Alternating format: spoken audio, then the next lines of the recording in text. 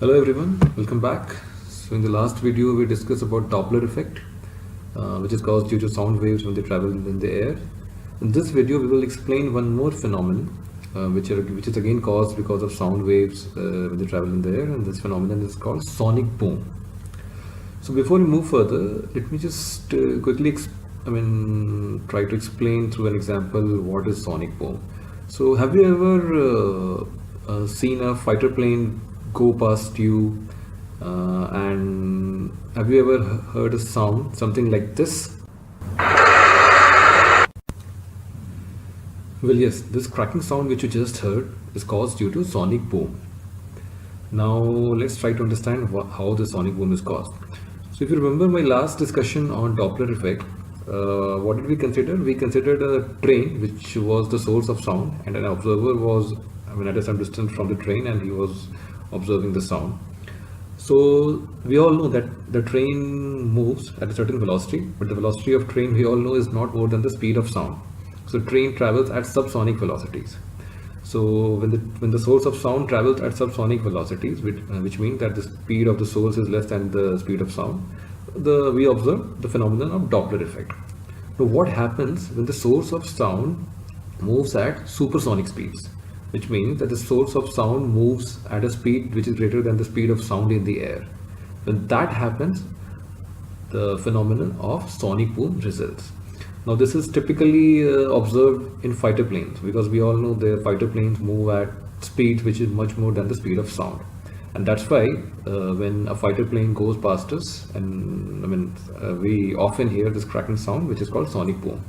So now we'll understand in detail why the sonic boom results when the source of sound moves at speed which is greater than the speed of sound. So let's consider a plane which is stationary, and let's say the plane creates sound, right? So as the plane will create sound, so sound waves, like in a 3D space, the waves will be the sound wave fronts rather would be spherical.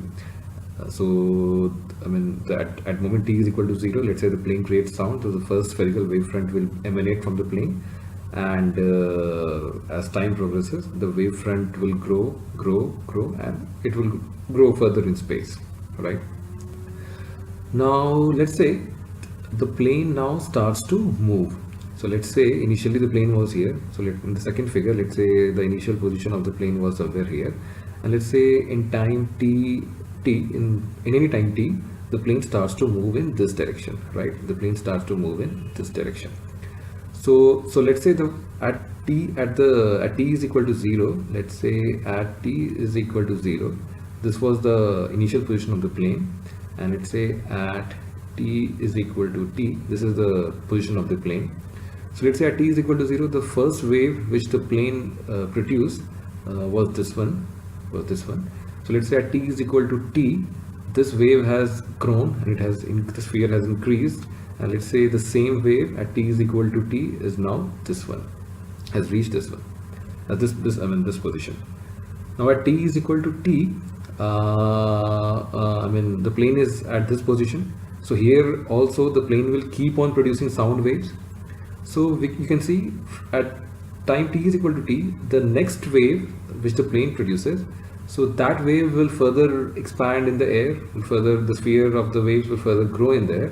So you can see in this region, a kind of high pressure forms. So this high pressure is because of so many wavefronts coming together and getting compressed in this region. Now what happens when the speed of the plane becomes equal to the speed of the sound? So in this case the speed of the plane was less than the speed of sound. That's why the first wave front, which is this one, it was at time t is equal to t, it was at this position. However, the plane was at this position because the plane traveled at the speed which is less than the speed of sound. Now what will happen if the speed of the plane becomes equal to the speed of sound?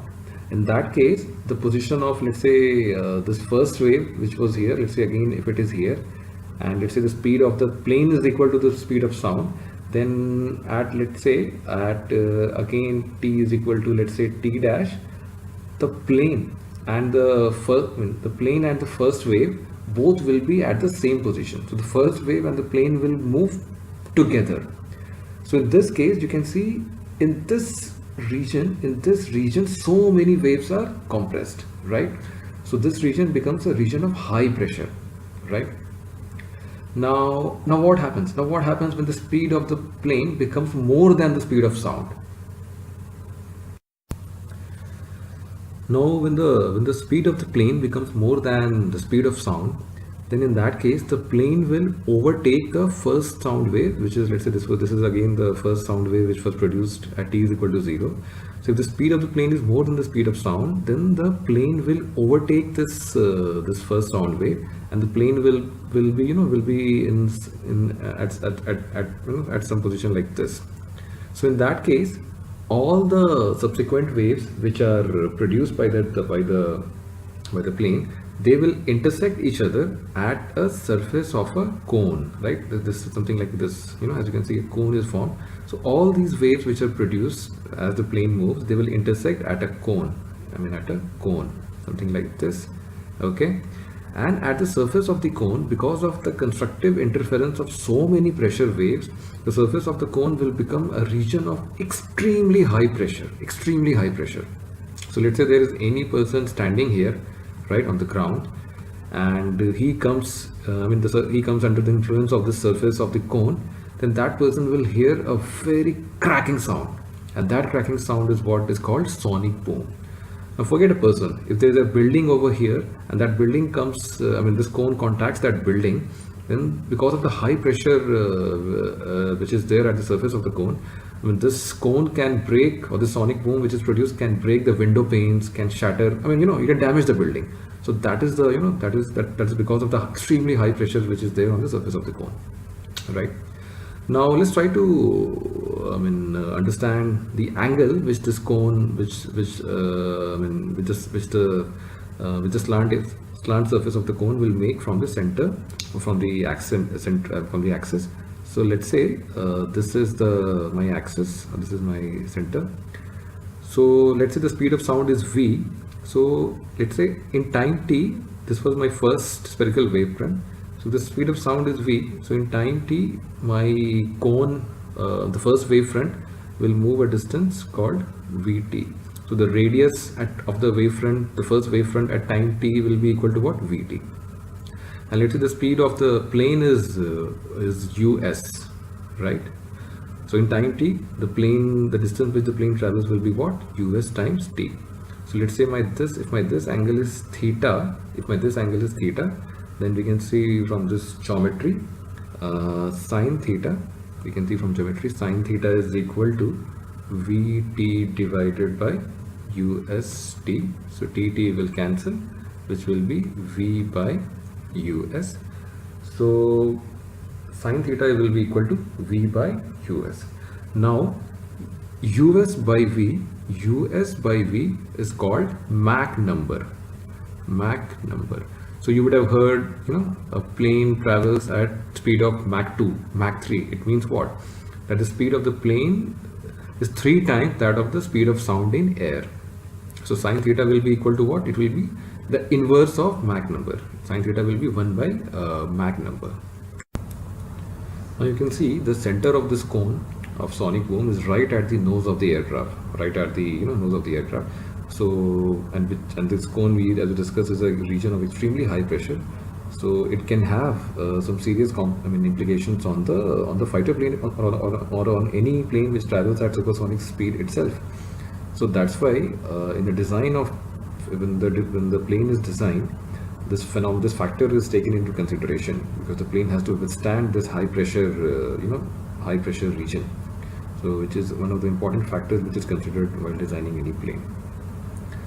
So that's all I have in this video. Hope you have understood sonic boom. Just got a basic understanding of sonic boom. It's a vast topic.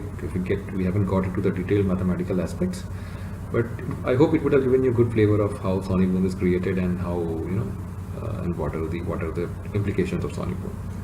So if you have liked the video, then please do subscribe to my channel. In the next video, I will come up with some other interesting topic in physics. Thank you. Thanks for watching.